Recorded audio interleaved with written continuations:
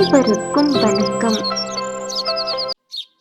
அசைவ உணவை டெய்லியும் சாப்பிடணும்னு ஆசை இருக்கவங்களுக்கு எல்லாம் இந்த மீல் மேக்கர் ஒரு வரப்பிரசாதம் மாதிரி.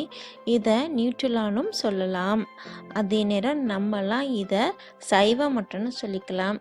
ஏன்னா இதோட டேஸ்ட்டும் வாசனையும் அப்படியே ஆட்டுக்கறி குழம்பு மாதிரியே இருக்கும்.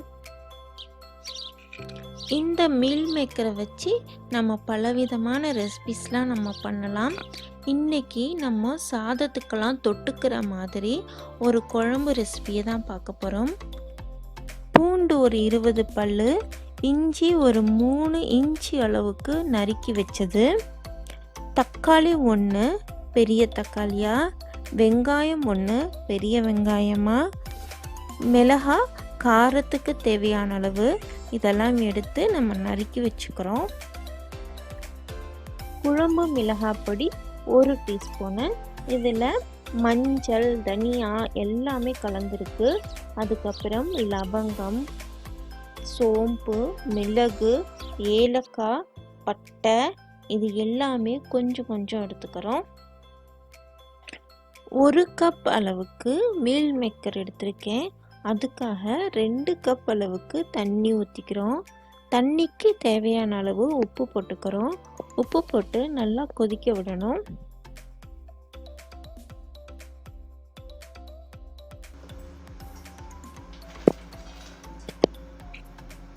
தண்ணி கொதிச்ச உடனே அதில் மீல் மேக்கர் போடுறோம். போட்ட உடனே மூடி போட்டு இறக்கிடலாம்.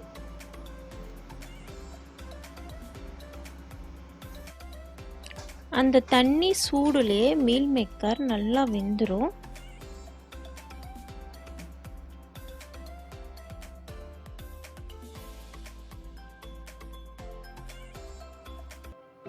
ஒரு பாத்திரத்தில் ஒரு 4 ஸ்பூன் அளவுக்கு எண்ணெய் ஊற்றி, எண்ணெய் காஞ்ச உடனே பட்டை, லவங்கம், சோம்பு, மிளகு இதெல்லாம் போட்டணும். அது லைட்டாக செவந்த உடனே வெங்காயத்தை போட்டு நல்லா வணக்கணும்.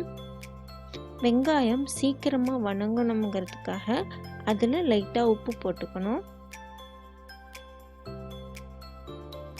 வெங்காயம் நல்லா வணங்கின உடனே அதில் அரைச்சி வச்சிருக்க இஞ்சி பூண்டு விழுத போடுங்க.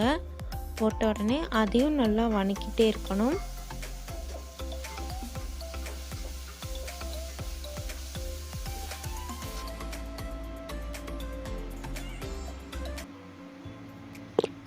இஞ்சி பூண்டு விழுது நல்லா வணங்கின உடனே அதில் பச்சை மிளகாவையும் தக்காளியையும் இதில் போட்டு அதையும் நல்லா வணக்கணும்.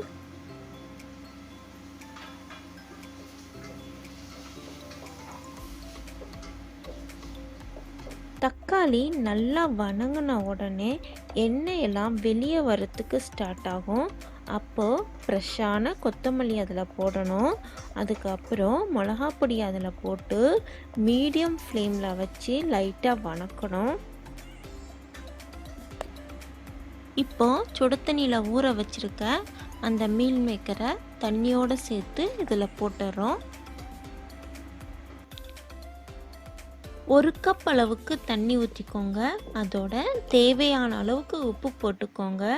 இப்போ இதை மூடி வச்சுட்டு மீடியம் ஃப்ளேமில் வச்சுட்டு ஒரு 5 நிமிஷம் அளவுக்கு கொதிக்க வச்சிட்டோன்னா அவ்வளோதாங்க, முடிஞ்சு போச்சு சுவையான மீல் மேக்கர் குழம்பு.